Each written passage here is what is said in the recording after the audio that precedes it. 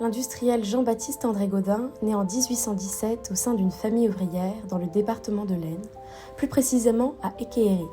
Il grandit avec une profonde fierté de la condition ouvrière, dans laquelle sa famille et lui évoluent. À l'âge de 18 ans, en corrélation avec ses racines, il réalise un voyage, un tour de France obligatoire pour devenir compagnon, qui marque à jamais un tournant dans son existence.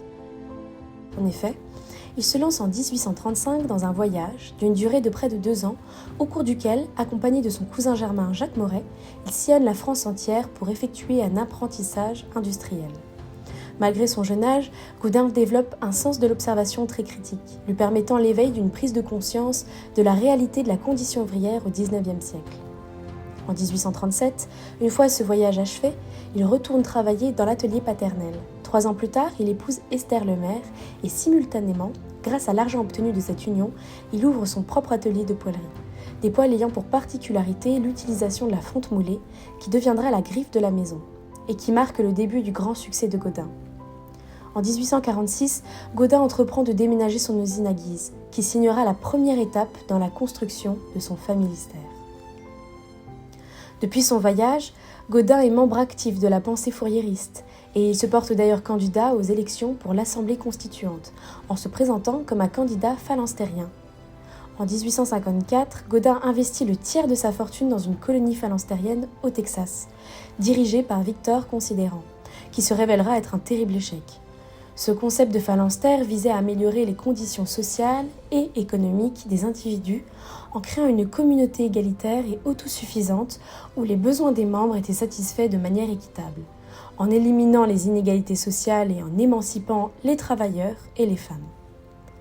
Mais Gaudin ne se décourage pas, il rebondit en 1859 avec la construction du familistère. Familistère, métissage entre le terme famille et le phalanstère de Charles Fourier. Il souhaite, en se servant de l'échec du Texas, modéliser un nouveau schème de pensée et identifier le concept qui pourrait permettre de produire des choses innovantes.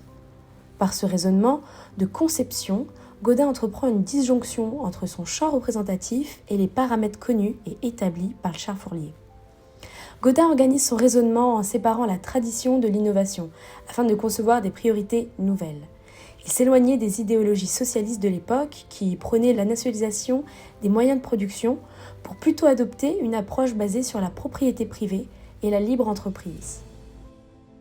Il proposait de combiner les intérêts des employeurs et des employés en créant un système où les employeurs finançaient des logements et des services sociaux pour leurs employés, améliorant ainsi leur qualité de vie. Cette conception innovante se veut, à la différence du phalanstère, être un projet réaliste et progressif. Gaudin intègre la notion de droit à l'échec et de correction des erreurs afin de mener à bien cette fabrique de l'innovation.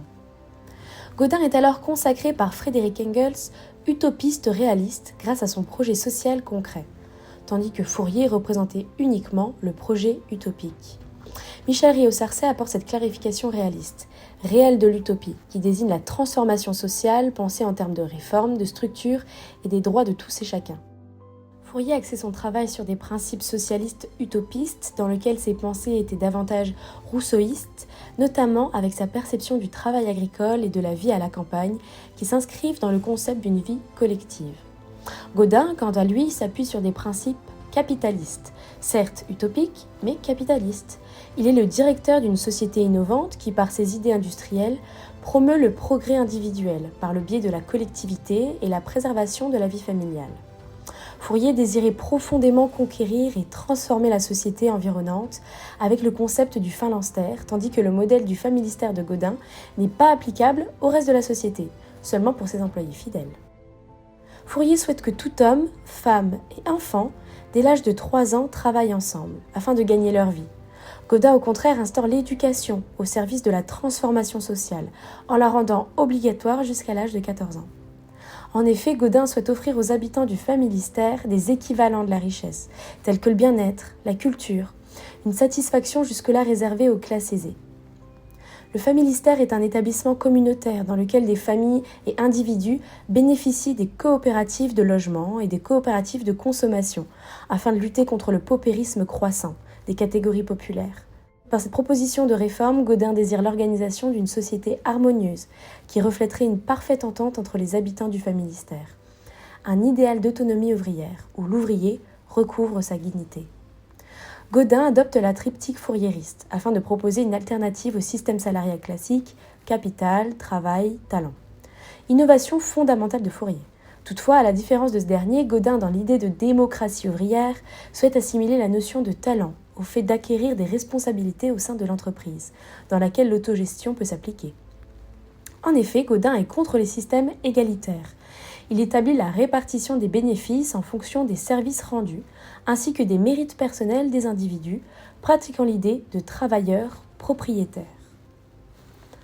En 1870, le concept politico-social en France était marqué par une tension croissante entre l'Empire français de Napoléon III et les forces républicaines qui réclamaient un changement de régime. Le règne de Napoléon III était de plus en plus critiqué en raison de sa politique étrangère, impérialiste, de sa répression des mouvements républicains et de sa gestion de l'économie. Cette tension a finalement abouti à la défaite de l'Empire français contre la Prusse en 1870 et la chute de Napoléon III, qui a ouvert la voie à la Troisième République. Également, en 1870, la France était caractérisée par une forte inégalité sociale et économique. Les classes populaires étaient confrontées à des conditions de vie difficiles, avec un manque de logements adéquats, de bon emploi. Le chômage était élevé et les salaires étaient bas. Les ouvriers et les paysans étaient souvent exploités par les propriétaires terriens et les industriels riches. Les femmes et les enfants étaient soumis à des conditions de travail pénibles et dangereuses. Les mouvements ouvriers et sociaux étaient en croissance, réclamant des réformes sociales et économiques pour améliorer les conditions de vie des classes populaires. Les idées socialistes commençaient à prendre de l'ampleur dans la société française.